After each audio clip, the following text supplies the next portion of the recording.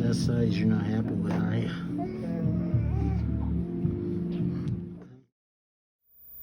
Hi, I'm Dr. Bojack from Atlantic Chiropractic in Stoneham, Mass. Your posture doc. Today we're going to talk about an infant. This one's kind of close to my heart, to be honest with you. Pees me off a little bit, honestly. To be aware of how infants are being treated in our hospitals is absurd. And how moms are being treated is absurd. Okay, so what you see is Sally. Okay, obviously that's not her name, but we're just going to protect her name. We're going to call her Sally. She's a 2-year-old, right? Not a 2-year-old, 2 months. Mom goes into the hospital to have birth. So first it starts, I believe it was 24 hours in advance, maybe 20. Basically said she had to have an epidural now because if she was having pain during birth, they couldn't give her the epidural. So mom gets the shot. Okay? So next day she starts the birthing process, okay? And she starts pushing and pushing, and you know what? Nothing's happening. And the reason why the baby's not moving or advancing up that actual pathway of life is because her shoulders are getting jammed up in mom's thoracics, essentially. Okay? So she's pushing and pushing, and obviously, consequently from all this pressure and stress and irritation, she gets more pain, even though she's already had the epidural. So they give her another epidural. Okay? Now, wait a minute. I thought they said that they gave her an epidural prior to birthing because they couldn't give her an epidural shot during birthing. So now I'm a little confused here. Okay, maybe it's just me, but isn't that lying? Okay, so she keeps pushing, and obviously she's getting more aggravated, and they're saying, you know what, she's doing it wrong. It's her fault, right? So let me understand this. She's a new mom. This is her first pregnancy, and she hasn't kind of done this rodeo before, but she's doing it wrong, and they're telling her she's doing it wrong. Rather than support her, they're demoralizing her, saying that she's in the situation she's in because she's not doing what she's supposed to be doing. Consequently, she gets a third epidural. Okay? She gets a third epidural, and the doc says, hey, you know what? You're going to have to make a choice. You can either get a C-section to get your baby out, or we'll use the vacuum.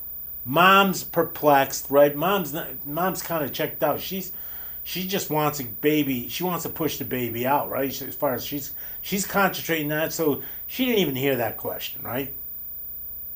So they go to the dad, okay, who's present, supporting his wife, and gives the same conclusion and choices. And dad says whatever's safe. So by the grace of God, yeah, I did say God. Okay, the baby moves a little bit so they can actually see the crown of the skull. And because of that, they say, okay, you know what? If you want, we can use the actual vacuum. Okay, so they, you know what? They put the suction on her top of her dome, pull her out of her mom. Right? So now she's caught in that. Her shoulders are caught up. So there's obviously a little bit of aggression or trauma. Okay, let's just say that, right? Trauma because her shoulders are getting aggravated because they can't get through, and they're pulling, so there's pressure on there. Now understand, a baby's neurology is there's no development there yet, right? It just started. So the way of so our neurology is like overcooked pasta. What do you think of newborns? So, okay, regardless, they finally get her out.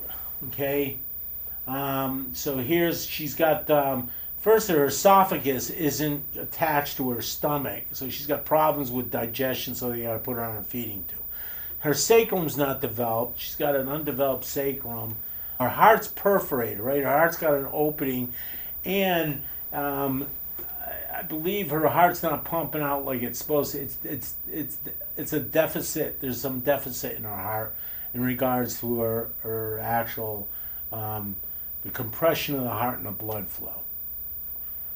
So we in turn start adjusting. Okay, so the first adjustment today, which you'll see after I'm done, was in her thoracics and her base of her and her cervicals, so we're between her shoulder blades and up in her neck. And actually, to move her, we got her SIs moving a little bit, her pelvis. You know what was really interesting?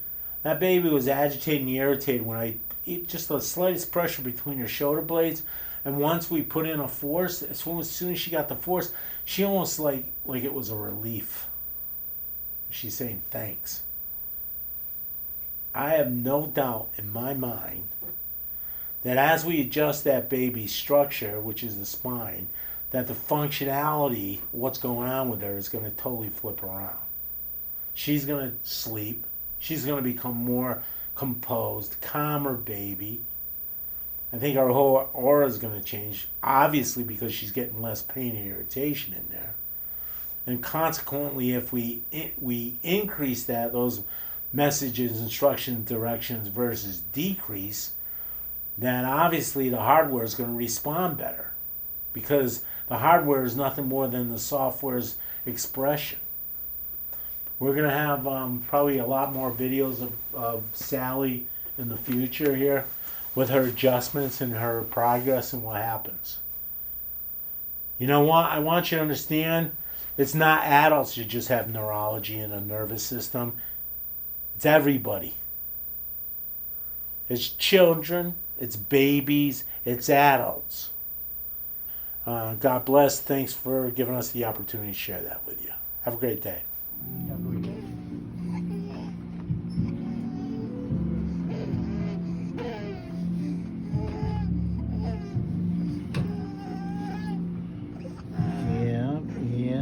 Yep. You gonna punch me?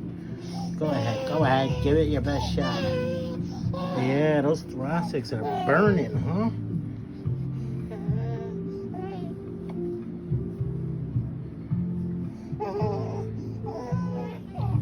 It's okay. You feel better. I'd be jacked too if my arm was like that. See what she settled down? Okay?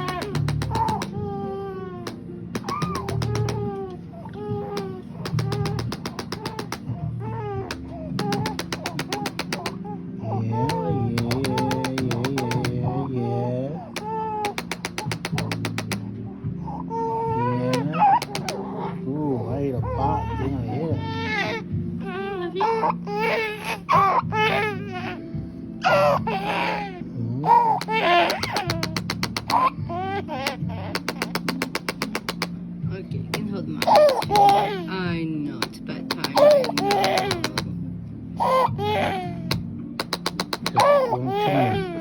Come on, Spitz.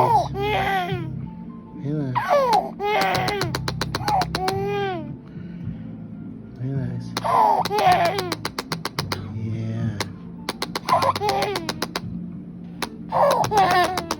Good job. Good job.